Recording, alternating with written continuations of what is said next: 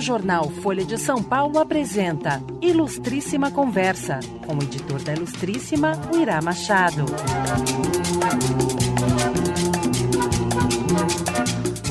Bem-vindos à Ilustríssima Conversa, um podcast quinzenal da Folha. Hoje eu falo com Marcos Nobre, professor do Departamento de Filosofia da Unicamp, a Universidade Estadual de Campinas, pesquisador do CEBRAP, o Centro Brasileiro de Análise e Planejamento, co-diretor do MESILA, Centro Merian de Altos Estudos em América Latina, e autor do recém-lançado Como Nasce o Novo. Nesse livro, ele se debruça sobre a introdução de fenomenologia do espírito e propõe uma interpretação original para o lugar desse trabalho na obra de Hegel. O objetivo da filosofia é apreender o seu tempo, é entender o seu tempo.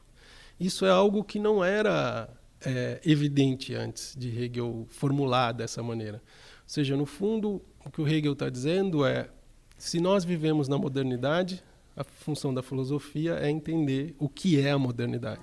Na nossa conversa, falamos sobre Hegel, considerado um dos filósofos mais difíceis de ser lido, sobre a fenomenologia do espírito, considerada uma de suas obras mais complicadas, e sobre os debates atuais da vertente filosófica conhecida como teoria crítica. Marcos, obrigado por ter aceito participar aqui da nossa conversa. Um prazer. Vamos falar desse seu livro Como Nasce o Novo. É um livro que tem um esforço didático enorme, porque trata de um filósofo muito difícil e de um livro muito difícil desse filósofo, mas eu queria aumentar esse esforço didático e dar um passo atrás em relação ao que você fez no seu livro, em relação à argumentação que você desenvolve, que é perguntar quem é Hegel na história da filosofia. Então, Hegel nasce em 1770, então é alguém de uma geração marcada pela Revolução Francesa, 1789, então Hegel tinha 19 anos, 18 para 19 anos, quando acontece a Revolução Francesa. E isso marca a geração dele, marca toda a filosofia posterior. Hegel faz parte de um momento da filosofia alemã que é extremamente rico e extremamente importante, que é conhecido como o idealismo alemão, que é alguma coisa que é iniciada com Kant, né, que nasce em 1824 e morre em 1804. Né, então, Kant vê a Revolução Francesa no final 1724 e morre em 1804. Então, é alguém que vê a Revolução Francesa quando já tem 65 anos, né? Que também foi um fato marcante para qualquer um. Mas ele inicia ali algo que ficou conhecido como o idealismo alemão, que vai contar ainda com dois outros grandes filósofos, que são Fichte e Schelling, e que terá então em Hegel, vamos dizer, o seu apogeu. E vários outros filósofos que também poderiam ser mencionados aqui, que são também muito importantes. Então, o Hegel tem uma relação com toda a história da filosofia, mas tem em particular uma relação com o idealismo alemão. Né? Então, eu gosto muito de uma frase do Adorno. Ele diz que o Hegel é um Kant que chegou a ser plenamente Kant, alguma coisa assim, né? Então, e nesse sentido também a relação que o Hegel estabelece com a história da filosofia tem que ver com esse movimento maior do idealismo alemão. Então, nesse contexto, se a gente for pensar no caminho que leva do Kant até o Hegel, a gente tem que pensar numa tentativa de entender toda a história da filosofia a partir da época moderna. Ou seja, a ideia de que existe um corte na história, que é a modernidade.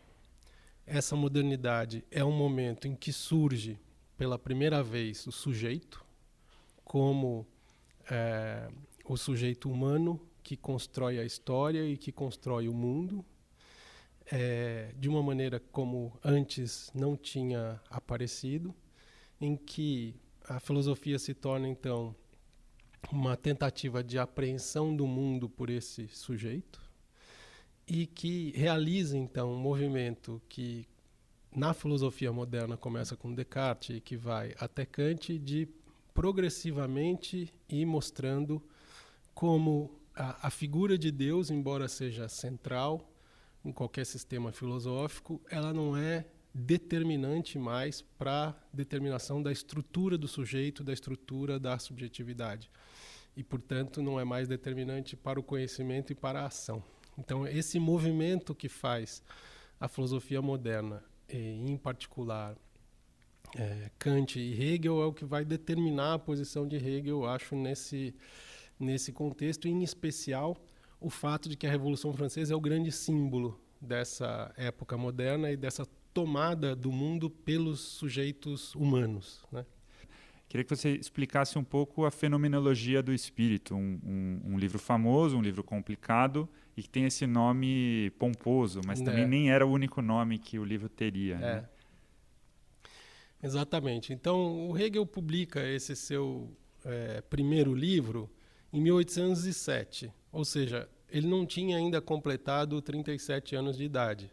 Mas, na época, 37 anos de idade para o primeiro livro era alguma coisa que era incomum. Quer dizer, normalmente você publicava um livro antes. Ele vai ter ali em Iena publicar artigos que são verdadeiros livros, porque são artigos de 100 páginas, etc. e tal. Mas o livro mesmo é a Filologia do Espírito.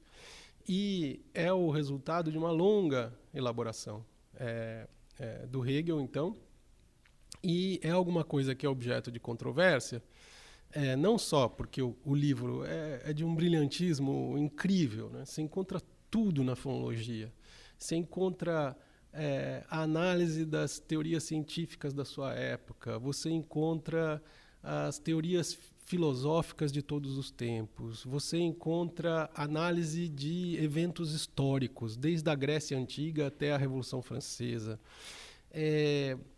Você encontra de tudo na Filologia do Espírito. Então, é alguma coisa que é um esforço de síntese do tempo do Hegel, que é uma coisa extraordinária, né? E é bonito mesmo, como o Hegel consegue sintetizar essas coisas.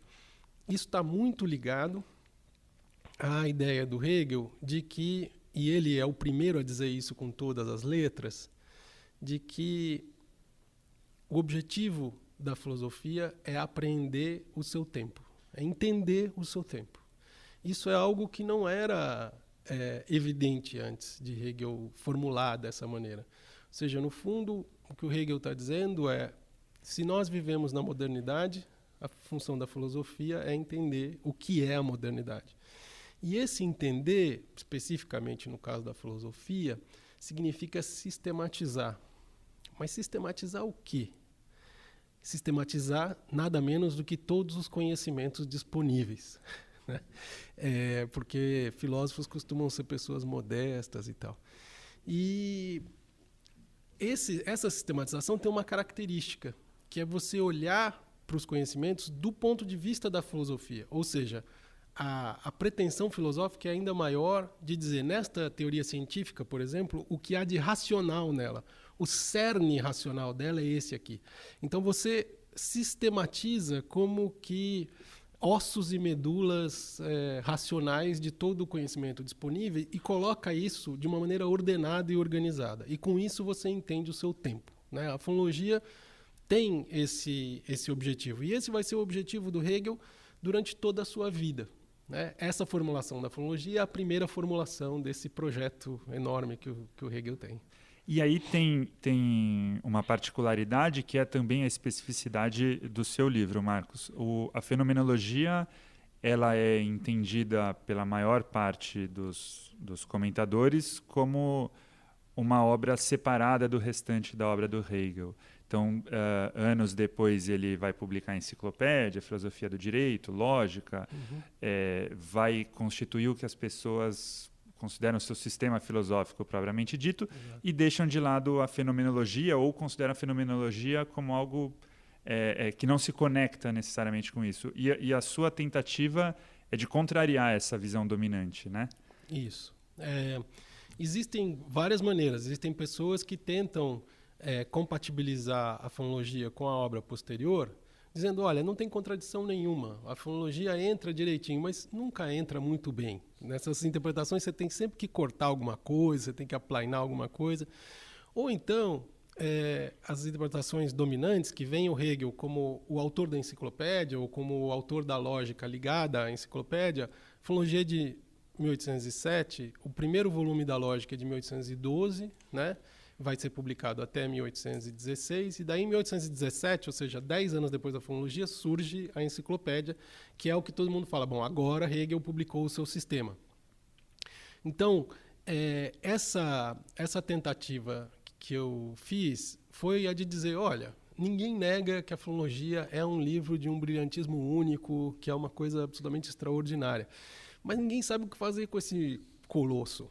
Daí eu falo, por que a gente não faz assim? Olha, que a gente não pensa. Hegel é alguém que tentou entender o seu tempo e que para ele isso era a filosofia. A filosofia era uma maneira muito específica de entender o seu tempo. Se é assim, por que a gente não pensa que o Hegel mudou de visão?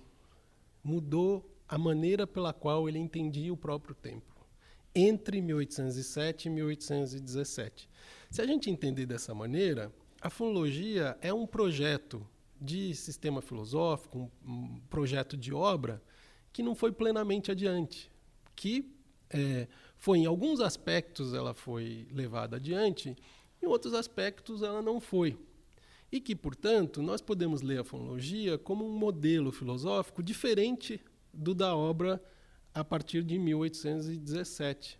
E que isso não é nenhum demérito, nem para uma obra, nem para outra, mas que ressalta esse caráter único da fonologia, né? Claro, é um projeto, um programa que foi apenas parcialmente realizado, mas que foi, em grande parte, abandonado, né? como projeto. E que vale a pena retomar isso e pensar, bom, esse é um projeto inacabado, esse é um projeto que não foi completado nos termos em que a fonologia se colocava, foi completado de outra maneira. E o que seria continuar esse projeto hoje, né? Então, é interessante você pensar essa possibilidade. É o que eu tento fazer. E o que seria o projeto do Hegel na fenomenologia? Você falou aí já, grosso modo, do que contém o livro, mas tem um percurso ali. O livro, um dos nomes seria, inclusive, Ciência da Experiência da Consciência. Isso, né? Exatamente. Existe muita controvérsia sobre isso, porque o primeiro título que o Hegel deu, e aliás, o processo de produção da fonologia é muito tumultuado também, e as pessoas em geral colocam as suas interpretações todas sobre a fonologia em cima desse projeto tumultuado. Porque o Hegel terminou uma parte do livro em 1806, e publicou em 1806, quero dizer. E uma segunda parte ele terminou no final de 1806 e só foi publicada em 1807. Então, tem um ano entre a primeira parte que foi impressa, vamos dizer assim, e a impressão do resto que fez o livro. Então, às vezes, por exemplo, tem alguns exemplares da edição original que ainda tem o título original no meio, Ciência da Experiência da Consciência, e outros que têm Filologia do Espírito. Ou seja, no meio do caminho, o Hegel mudou o título do livro que ele estava escrevendo. Então, isso cria muita controvérsia. E todo mundo tenta entender por que ele mudou e por que, afinal de contas, ele escreveu um livro tão monumental, né, enorme, como ele escreveu a Fonologia, que, em princípio, deveria ser algo mais restrito. Aí, o que acontece? Em geral, as interpretações tentam desvendar o que seria a verdadeira intenção de Hegel. E daí eu falo, olha, isso daí é uma coisa que vai ser difícil de conseguir desvendar. Por que a gente não faz assim? Por que a gente não pensa qual foi a intenção da obra? Ou seja, o que o Hegel tinha como material, o que ele tinha como projeto e como ele realizou com o material que ele tinha. Por que a gente não pensa dessa maneira? Porque daí a gente escapa desse negócio de o Hegel queria fazer isso, ele queria fazer aquilo, e as provas são muito difíceis de encontrar do que o Hegel queria verdadeiramente fazer. Então, por que pegar o texto da introdução à fonologia? Para poder dizer, olha, esse texto ele foi já impresso 1 ano antes do restante da impressão. Ele foi produzido e impresso antes do restante. E ele é uma espécie de mapa para a própria escritura do livro. Então, a introdução do livro é um mapa de como o Hegel queria escrever o livro. E é interessante porque a gente, desde que algum professor procura nos ensinar como escrever um texto, nos diz assim, olha, escreve a introdução por último, né? Termina primeiro, depois você escreve a introdução. E o Hegel escreveu a introdução em primeiro. E que isso é importante, porque faz parte do que eu chamo das condições intelectuais de produção do livro. Então, ali, na introdução, acho que tem esse projeto, tem esse programa da fonologia. Então, é um texto que, para mim, parece muito íntegro de qual é esse projeto naquela época, naquele momento. E, por isso, então, eu vou me dedicar a interpretar em maior profundidade esse texto. E ao que você faz, são 17 parágrafos, né? A introdução à fenomenologia do espírito, que você traduz considerando as notas em mais de 300 páginas, não a tradução dos 17 parágrafos, né? Mas a análise toda. E é um trabalho monumental que você fez, porque, de fato, o Hegel é complicado de ler, né? Já essa introdução é um texto difícil, precisa mostrar claramente qual é o diálogo que ele está travando e com qual filósofo ele está dialogando. E tudo isso está no seu livro. Mas aí, então, eu te perguntaria, dentro da introdução, qual é o programa? Dá para resumir o programa da fenomenologia de Hegel? Tem dois aspectos essa pergunta. A primeira, que eu gostaria que ficasse um pouco mais aberta, esse programa tem um alto grau de indeterminação, da maneira como eu leio. Então, eu acho que ele pode ser interpretado de diferentes maneiras. Mas uma coisa que para mim é fundamental é que nesse programa existe uma coisa que eu não consigo encontrar em outro momento da obra do Hegel, que é o Hegel descreve no detalhe, na fonologia do espírito, o processo de subjetivação da formação do sujeito moderno. E isso é algo fascinante, porque é algo que nos remete ao nosso tempo presente, né? Em que nós estamos nos perguntando o tempo inteiro o que nos torna sujeitos, né? O que faz de nós sujeitos e como. E o Hegel tem uma explicação muito detalhada disso, né, na fonologia do espírito, e eu não encontro isso em outro lugar da obra do Hegel. E, vamos dizer, esse projeto me parece ser um projeto muito mais modesto do que o projeto que ele faz depois, no sentido de que tem uma concepção do que seja a racionalidade, ou tem uma concepção do que seja a filosofia da história, que é muito mais modesta em comparação com o próprio Hegel de depois. Então, esse elemento do programa, como se forma o sujeito moderno, ele tem que ver também com a pergunta de como é que a gente aprende filosofia, como é que a gente faz filosofia, como a gente pensa filosofia. Porque se formar como sujeito é também se formar como sujeito pensante, que exerce as suas capacidades todas, seja na ciência, seja na arte, seja na filosofia, seja na história, etc. e tal. Então, esse aspecto desse programa que está gravado ali na introdução é algo que, para mim, é essencial no projeto hegeliano. Agora, como não foi escrito, vamos dizer, se tiver certa a minha interpretação, o sistema que viria depois da fonologia, ele não seria exatamente o que o Hegel apresentou depois, né? Então, abre também um espaço para que a gente pense o que seria esse sistema, sem colocar esse peso, vamos dizer, de um fechamento desse programa. Ou seja, é a ideia de um work in progress, é a ideia de um projeto em andamento. Isso é fundamental na fonologia. Ou seja, você escreveu uma introdução antes de terminar o livro. A própria fonologia é uma introdução e uma primeira parte do sistema. E você faz uma introdução e uma primeira parte do sistema antes de ter o sistema acabado.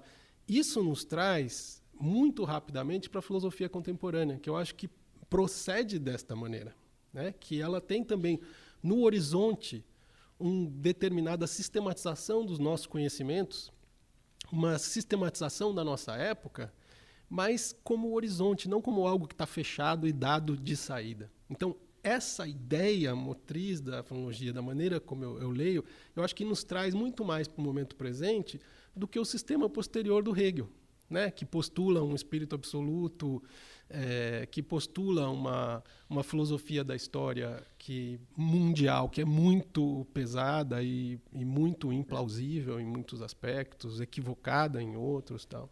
Então, acho que essa ideia fundamental e essa abertura do que é o programa e o projeto da fonologia, eu acho que me atraíram para fazer esse livro. E eu quero que a gente converse um pouco sobre esse hoje, mas antes vou pedir para você explicar para quem nunca leu Hegel ou para quem só ouviu falar, quais são os momentos dessa evolução da experiência da consciência? Seria possível fazer um resuminho? Então, podemos tentar, né? Porque é um livro enorme.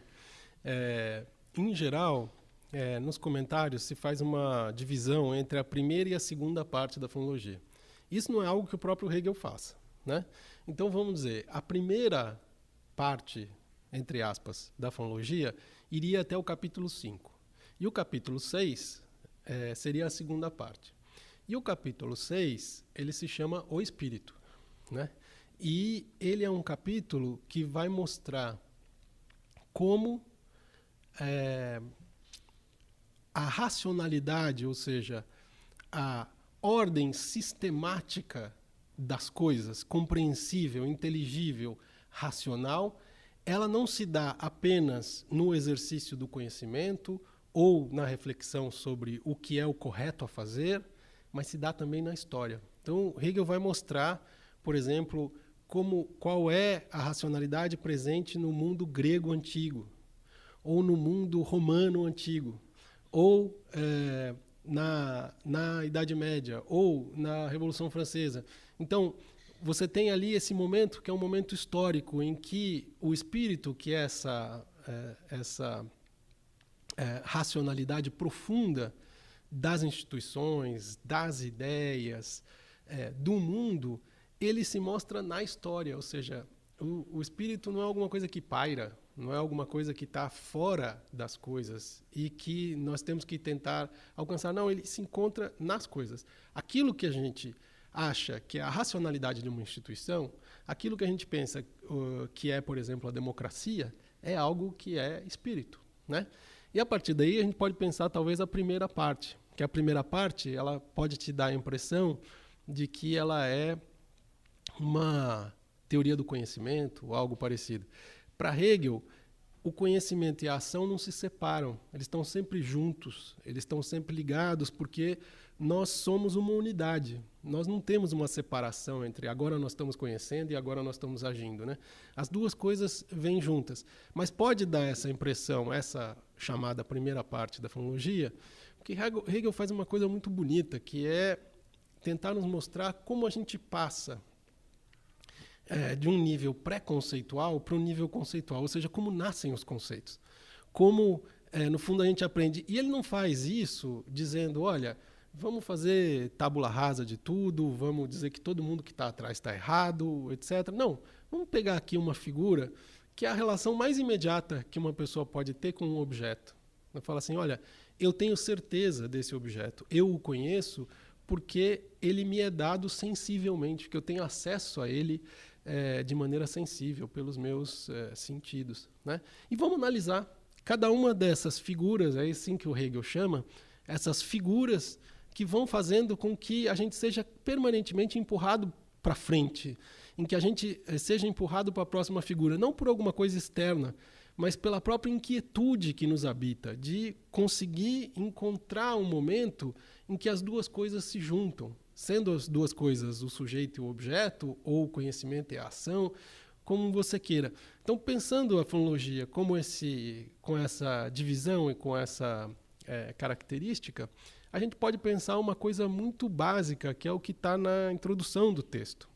O ponto de partida de Hegel não é o estágio mais elementar da relação de um sujeito com um objeto.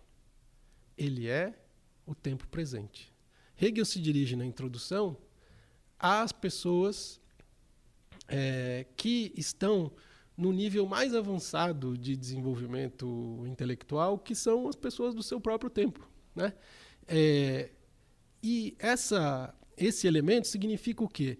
Para que a gente consiga plenamente entender quem a gente é, nós precisamos refazer todo o caminho que nos levou a ser o que nós somos. Ou seja, a gente tem que voltar para trás e refazer a nossa própria história. Quando a gente fizer isso, a gente vai conseguir perceber que tem um monte de coisa que a gente acha que é um bloqueio, que nos impede de ir adiante, e que, na verdade, é uma ilusão, que é alguma coisa que pode ser facilmente ultrapassado, desde que a gente pense como a gente se tornou o que a gente é, ou seja, como a gente se tornou moderno, né? Porque significa que você tem que ir até o começo da história, ou, do ponto de vista do que seria aparentemente apenas uma teoria do conhecimento, voltar a uma situação bastante primitiva de relação entre um sujeito e um objeto, né? Então, assim, essa é a minha tentativa de dizer o que é a fonologia aqui neste momento já.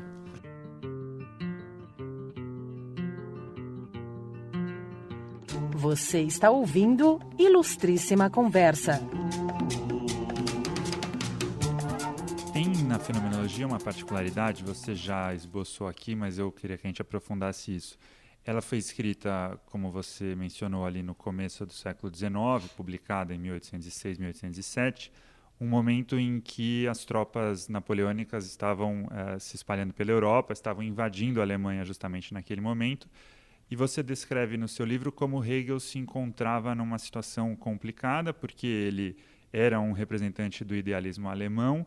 O idealismo alemão, como você comentou, é o que havia de mais avançado na filosofia da época, e, no entanto, Hegel também era um entusiasta da modernidade trazida pelas tropas napoleônicas. Como que é esse dilema no qual Hegel se encontrava? É uma situação muito, muito difícil em termos pessoais e em termos teóricos também. Porque a gente tem que pensar que ali no começo do século XIX, o grande projeto, vamos dizer, que vinha junto com a modernidade era o projeto da criação da nação. Ou seja, a criação de uma identidade que não era uma identidade dada pela religião, que não era uma identidade dada pela raça, que não era dada pela etnia, que não era dada por nenhum outro elemento que fosse, vamos dizer assim, pré-político ou apolítico, como era entendido naquela época. Mas que fosse uma identidade que permitisse você fazer um espaço político em que as diferenças pudessem conviver de maneira não violenta, o quanto possível não violenta. Esse era o projeto do Estado-nação. Criar uma identidade que vai além das identidades dos grupos e das identidades pessoais. Então esse era um grande projeto da modernidade. Ao mesmo tempo, a modernidade vem com reformas institucionais fundamentais, né? Ou seja, a criação, por exemplo, de um código civil, que é o que Napoleão fez na França, conhecido como Código Napoleônico, né? Em que estão ali não apenas os direitos que foram estampados na Revolução Francesa, na Declaração de Direitos, mas a sua concretização jurídica, né?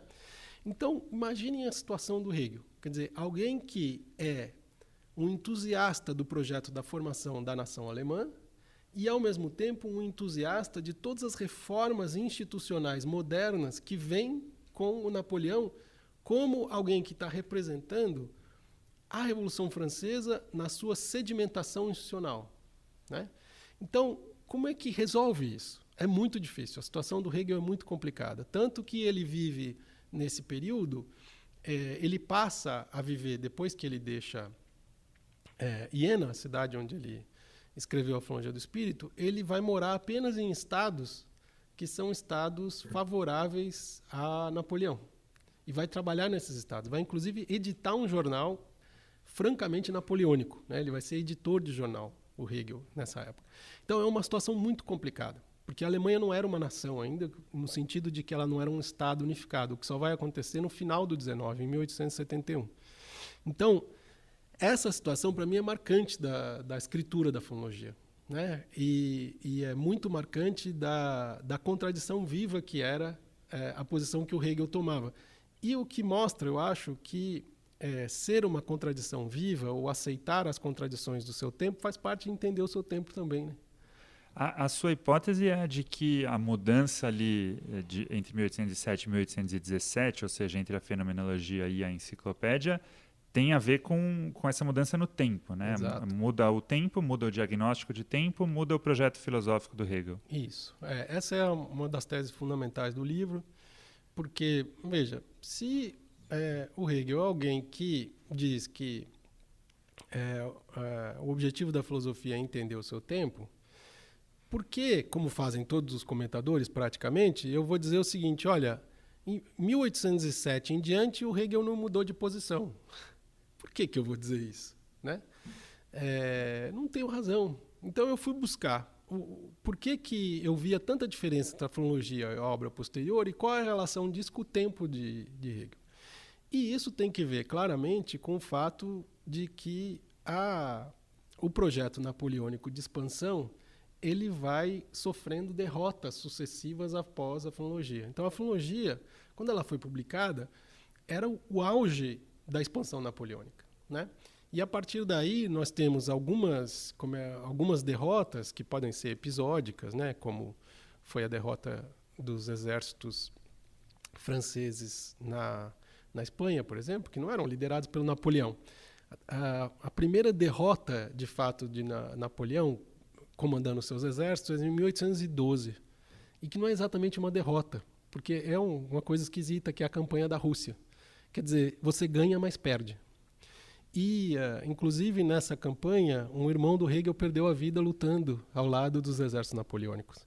Então, é uma coisa que, pessoalmente, também é muito, muito dolorosa para a família, esse momento em 1812. Então, ali, a partir de 1812, alguma coisa começa a dizer, olha, o projeto napoleônico de expansão não vai conseguir fazer o que tinha prometido, né? Que era sedimentar de maneira virtuosa o que a Revolução Francesa fez de maneira revolucionária, vamos dizer assim, né? Aí o que acontece? A reação à expansão napoleônica começa a se fortalecer. Napoleão teve que travar batalhas o tempo inteiro, né? Entre o final do século XVIII até 1815. Mas, a partir de 1814, essas forças antinapoleônicas elas se reúnem em Viena para fazer o que ficou conhecido como Congresso de Viena, que era para pensar uma Europa pós-napoleônica. Esse Congresso de Viena dá origem ao que é conhecido como a Restauração. E foi alguma coisa que preocupou demais o Hegel, porque ele dizia, não é possível que a gente vai voltar atrás, né? Depois de tudo que aconteceu, em termos teóricos, em termos históricos, em termos de conhecimento, em termos de ação. E daí o Hegel ele começa a dizer, bom, o que está acontecendo? Até que, num determinado momento, quando termina o Congresso de Viena, também é a última derrota do Napoleão, a famosa Batalha de Waterloo. Nesse momento, o Hegel muda de posição no seguinte sentido, olha, essa restauração não é bem uma restauração no sentido de uma volta atrás. Ela é uma certa institucionalização da modernidade sob uma roupagem antiga. Mas, no fundo, essas instituições são modernas e serão cada vez mais modernas. Então, nesse momento, ele faz um pouco as pazes com o seu próprio tempo. E fazer as pazes com o seu próprio tempo nunca é uma boa ideia. E, a partir daí, eu acho, o Hegel se torna o Hegel que é o Hegel que a gente mais conhece, não uma pessoa reacionária, nem retrógrada, nem nada, como muitas vezes se pinta por aí, mas alguém que estava preocupado em fazer reformas dentro de uma ordem que era essencialmente correta. Hegel perde todas as batalhas para fazer reforma, né? Ele perde todas as brigas, mas não importa, ele está dizendo, olha, isso aqui pode ser reformado e vai ser reformado.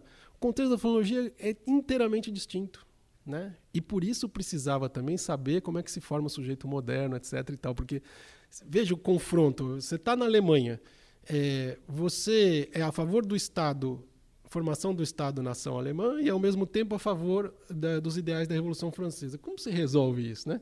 Então, você tem que escrever um livro inteiro para poder resolver esse problema. E, para mim, a filologia é essa elaboração.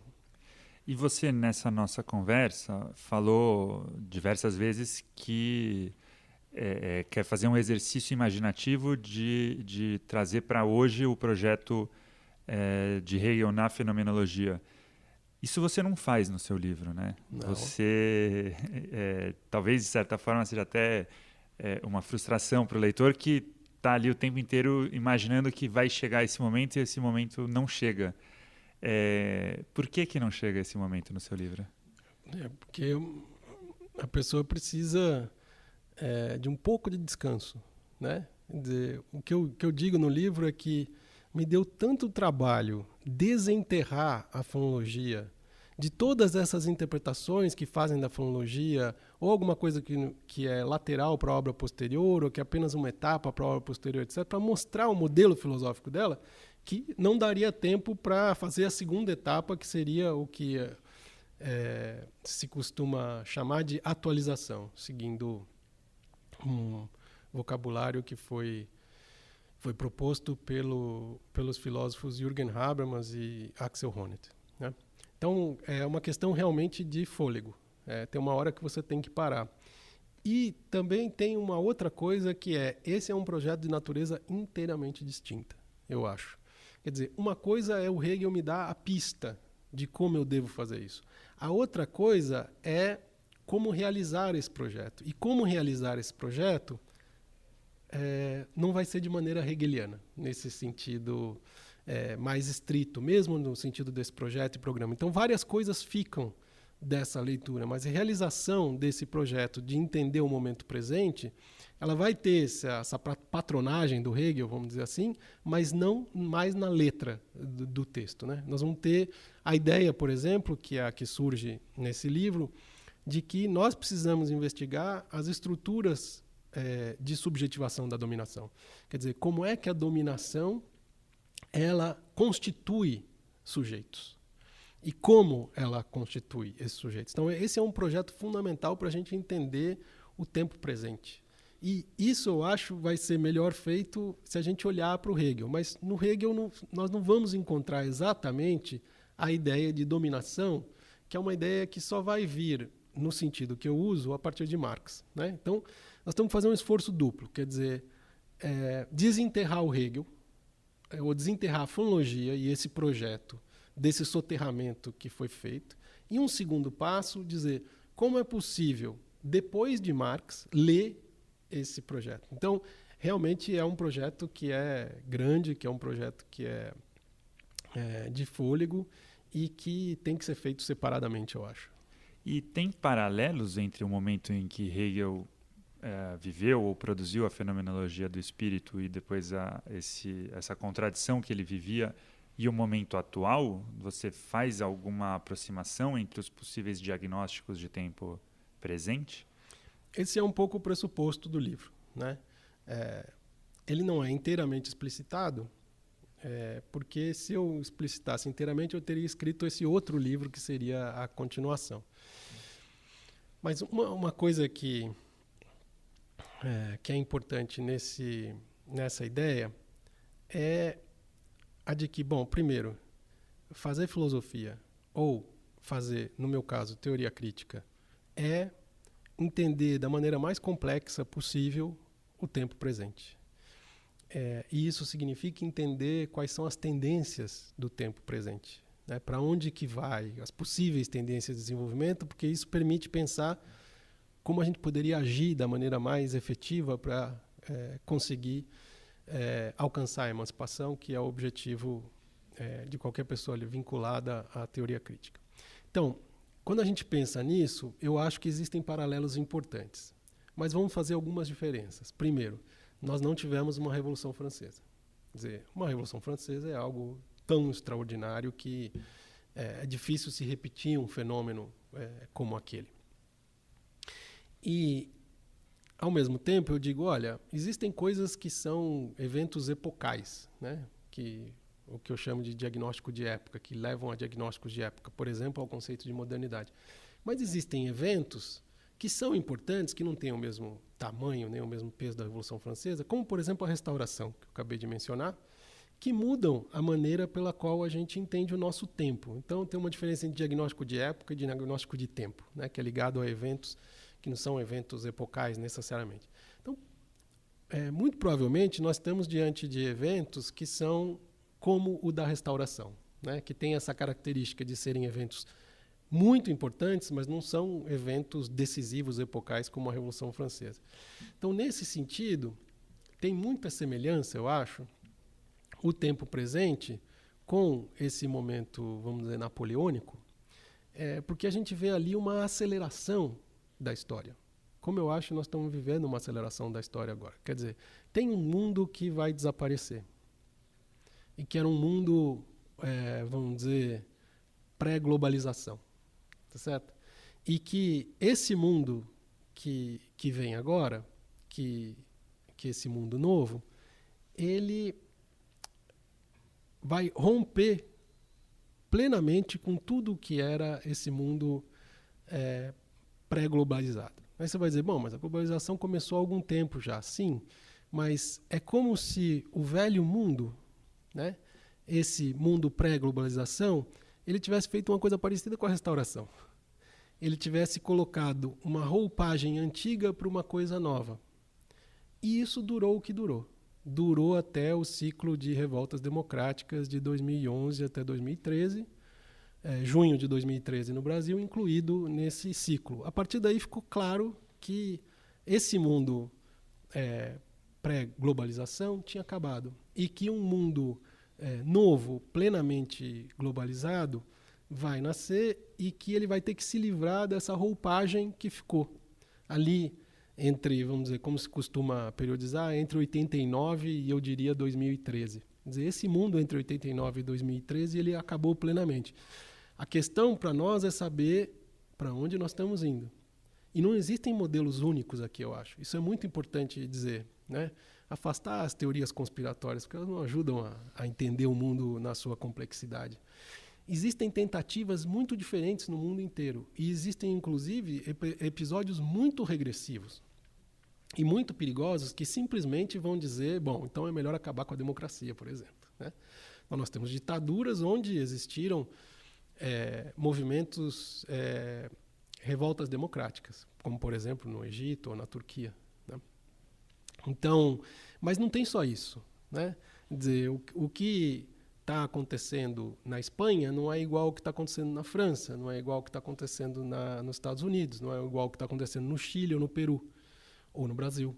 Então, nós temos que olhar esse momento como um momento de multiplicidade de tentativas de encontrar esse novo caminho. E isso abre uma margem de manobra grande para a nossa ação, para dizer, olha, esse caminho aqui é o melhor caminho se você quiser coisas muito básicas, como combater de verdade as desigualdades e como conseguir um mundo emancipado.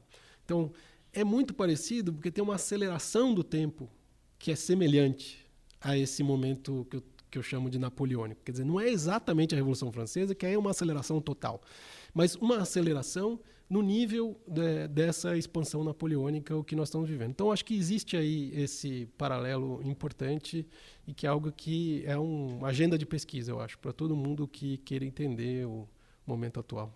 E existe hoje algum agente comparável ao Napoleão, aos exércitos napoleônicos hoje em dia?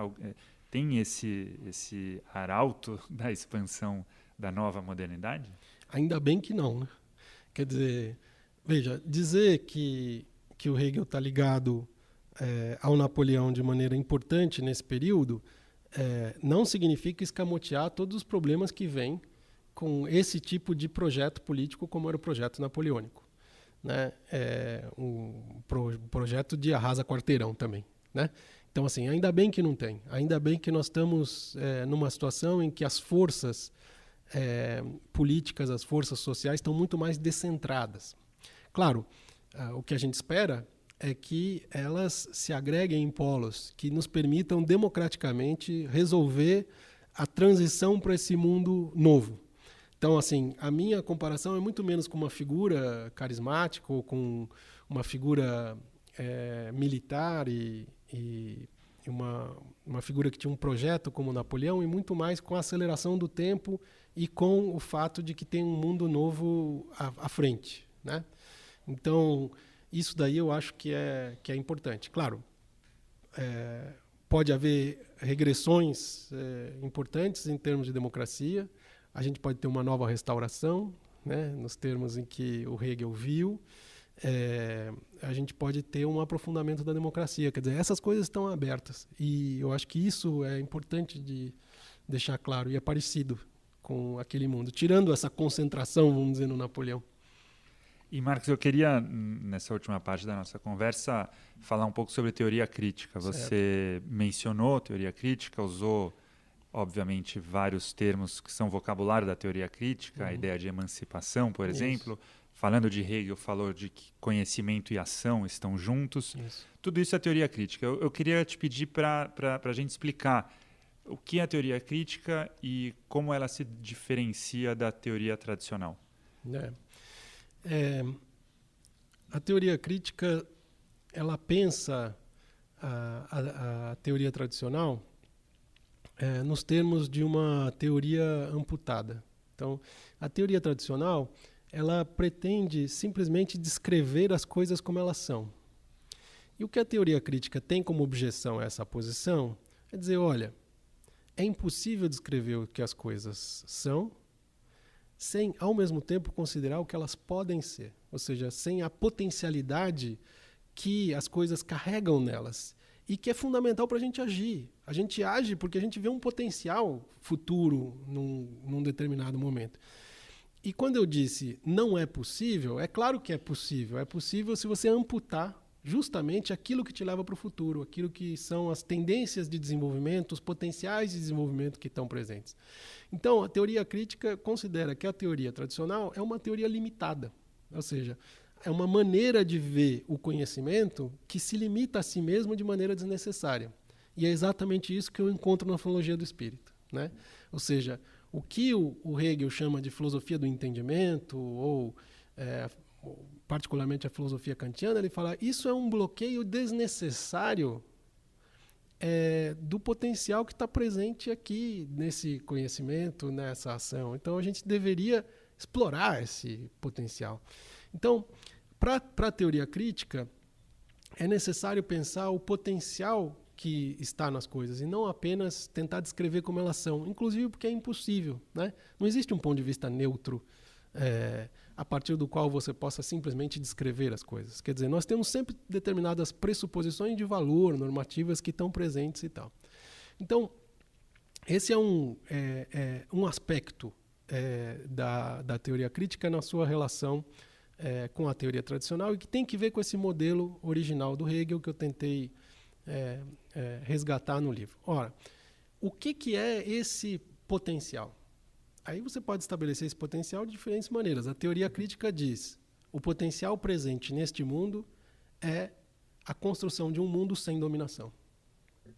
Por isso é que é fundamental entender como a dominação funciona. E por isso é fundamental, eu diria, no momento atual, como em qualquer momento, entender como os sujeitos são formados pela dominação e como eles formam a dominação, as duas coisas juntas. Ou seja, esse processo que no livro eu chamo de subjetivação da dominação. Então, esse é o objetivo da teoria crítica. Então, é esse mundo sem dominação, esse mundo emancipado que joga a luz sobre o presente. Esse mundo emancipado não é um mundo que você possa dizer, então me diz aí o que é um mundo emancipado.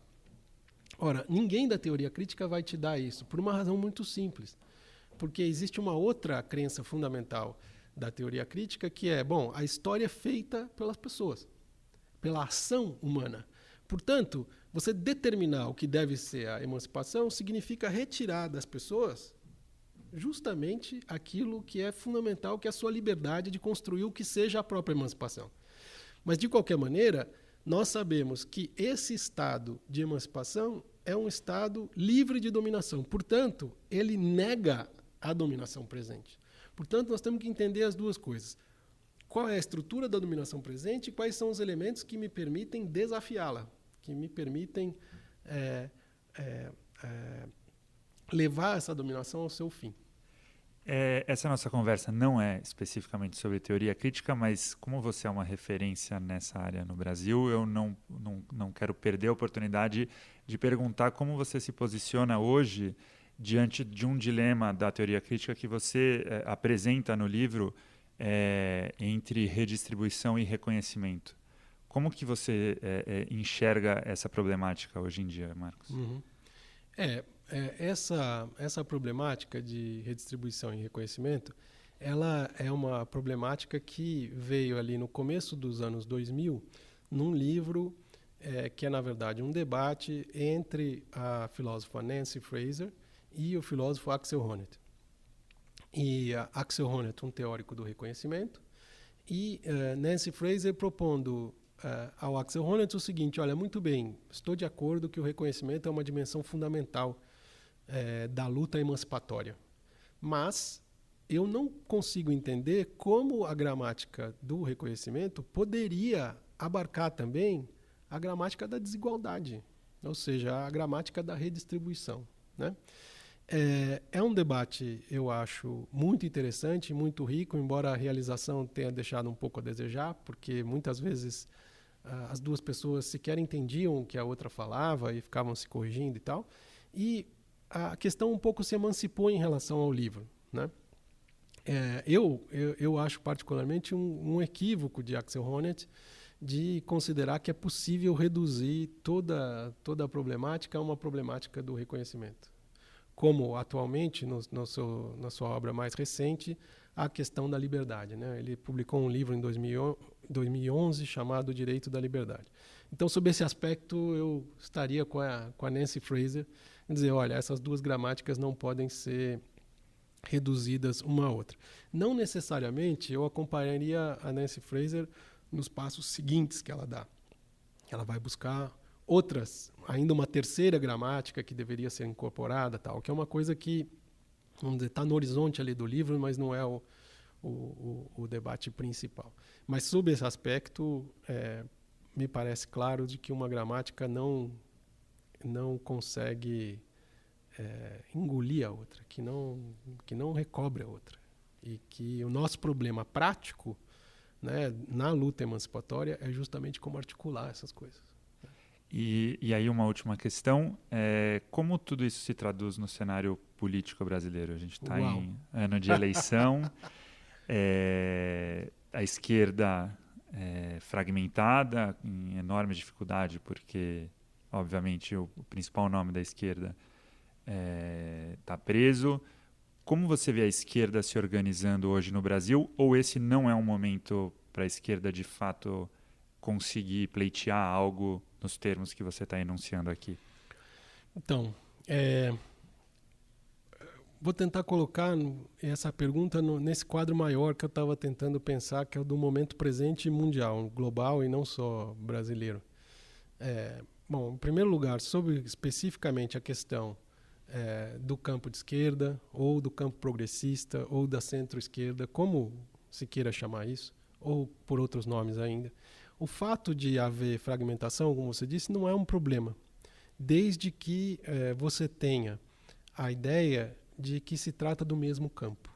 Ou seja, de que é possível ter divergências, e é bom que se tenha divergências, mas que ao mesmo tempo se reconheça que a pessoa que está do lado, que a companheira ou companheiro que estão do lado, pertence ao mesmo campo, mesmo tendo uma posição completamente diferente da sua. O risco é esse, as pessoas não se reconhecerem mais como pertencentes ao mesmo campo. E eu acho que esse é um dos desafios principais da esquerda, da centro-esquerda, do campo progressista no Brasil. Não é? Que a fragmentação não se torne fragmentação do campo. Fragmentação de candidaturas é alguma coisa meramente eleitoral, vamos dizer assim. Mas fragmentação do campo é algo mais grave. E a gente corre esse risco. Tá? Então, essa é a primeira coisa. A segunda coisa é a gente pensando esse contexto global do qual eu estava falando, de transformação acelerada. Nós temos uma situação em que lá, depois de 1989, depois da queda do Muro de Berlim, enfim, da década de 90, nós tivemos uma certa adaptação de sistemas antigos a uma coisa nova. E essa adaptação, ela durou o que durou até 2013. Agora, esses mesmos sistemas políticos estão tentando uma vez mais sobreviver e dizer, não, eu consigo fazer a transição para esse mundo novo. E eles estão tentando se blindar contra todas as forças sociais que vêm de baixo para tentar transformar isso tudo. No Brasil não é diferente. né? O sistema político, nessa eleição que nós vamos ter agora em outubro, é uma eleição em que a lei eleitoral é feita para que os mesmos personagens façam essa transição para esse mundo novo. Então, eu diria que essa eleição tem uma peculiaridade. As coisas vão mudar radicalmente a partir de 2019 em termos de organização do sistema. Mas esse debate não será um debate eleitoral. Então é interessante como a questão central da eleição de 2018 não será debatida em 2018, mas será debatido quem vai participar dessa reorganização futura. Então, na verdade, essa eleição é sobre quem você quer que participe da reorganização futura do sistema político brasileiro. É isso que é a impressão que eu tenho. Tá ótimo, Marcos. Obrigado, foi um prazer ter essa conversa. Eu que agradeço. Obrigado, Gra. O jornal Folha de São Paulo apresentou Ilustríssima Conversa, com o editor da Ilustríssima, o Irá Machado.